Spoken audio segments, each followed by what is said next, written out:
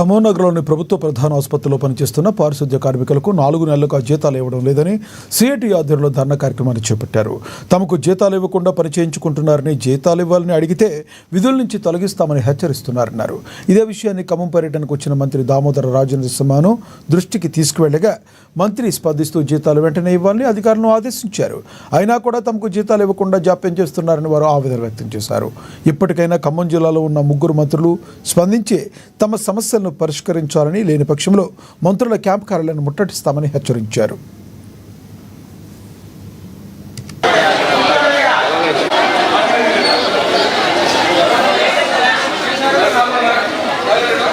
ఖమ్మం జిల్లా ప్రభుత్వ ప్రధాన ఆసుపత్రిలో పనిచేస్తున్నటువంటి కాంట్రాక్ట్ అవుట్సోర్సింగ్ కార్మికులు గత 4 నెలలుగా జీతాలు ఇవ్వడం లేదు. జీతాలు ఇవ్వని అధికారుల నిర్లక్ష్యాన్ని నిరసిస్తూ కార్మికులు ఆందోళన చేస్తూ ఉన్నారు.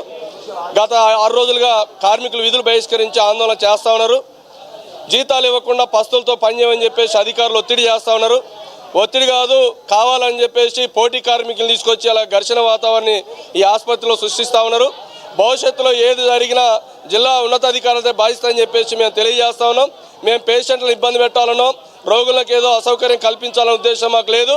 కార్మికులు కడుపులు గాలి, కార్మికుల కుటుంబాలు గడవక, కార్మికుల కుటుంబాలు ఇవాళ పిల్లలు స్కూళ్ళు ఓపెన్ అయిన తర్వాత ఫీజులు కట్టుకోవడానికి డబ్బులు లేక ఇవాళ అనివార్యమైన పరిస్థితుల్లో ఇలా కార్మికులు ఆందోళన చేస్తున్నారు. ఈ ఆందోళనకి కారణం ఈ జిల్లా మంత్రులు బాధ్యత వహించాలి, ఈ జిల్లా అధికారులు బాధ్యత వహించాలి. మేము ఈ సమస్యను పరిష్కారం చేయాలని చెప్పేసి అనేక సార్లు మేము మెమోరాండాలు ఇచ్చాము. అనేక సార్లు సున్నితంగా వాళ్ళ దృష్టికి తీసుకెళ్ళాము. కార్యాలయాలు తిరిగాము, జిల్లా కలెక్టర్ని కలిసాము, దీన్ని ఉన్నతాధికారి హైదరాబాద్లో డిఎంఏ గారిని కలిసాము. ఇంతమందిని కలిసిన సమస్యని పరిష్కారం చేయకుండా నిర్లక్ష్యం చేస్తూ ఉన్నారు. చిన్న టెక్నికల్ కారణం చేత ఇవాళ ఈ సమస్యకి ముడిపడి ఉన్నది.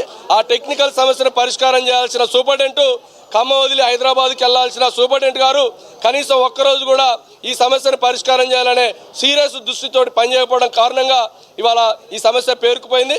575 బెడ్లకి నిధులు రావాలి, కేవలం 475 బెడ్లకు మాత్రం నిధులు వస్తా ఉన్నాయి. నెల 52 లక్షల డబ్బులు రావాలి, 35 లక్షలు మాత్రమే ప్రభుత్వం విడుదల చేస్తా ఉన్నది. పైన బ్యాలెన్స్ డబ్బులు కాంట్రాక్టర్ పెట్టుబడి పెట్టుకుంటూ ఇప్పటిదాకా జీతాలు ఇచ్చుకుంటూ వచ్చాడు.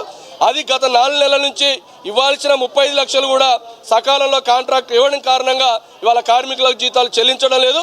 అట్లా నిర్లక్ష్యం చేస్తున్న కాంట్రాక్టర్ మీద చర్యలన్నా తీసుకోవాలి.